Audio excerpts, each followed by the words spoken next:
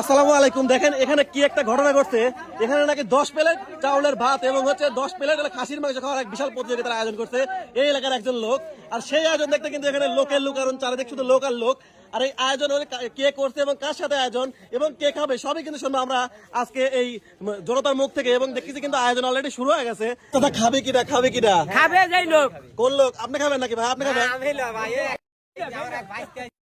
দৈনিক আমাকে জ্বালা শেষ করে দিচ্ছে। কেমন? আমি 10 প্লেট ভাত খাবো, 10 প্লেট খাসির গোস্ত খাবো। আচ্ছা, তারপর আমি রাগি আজকে লিয়ে আইছি ভাই। ও আপনি এর আগে আয়োজন করছেন? আমি আচ্ছা, আয়োজন করেছি। এই ভাই খাবে? ভাই আপনি খাবেন?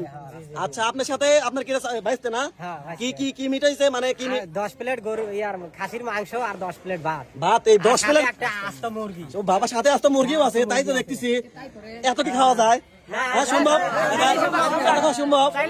সেই বাদি ধরিছে, যদি আমি খাবির না পারি তে তোমাকে আমি পুরস্কার দেবো। আমি বললাম না, তুই যদি খাবির পারিস তাহলে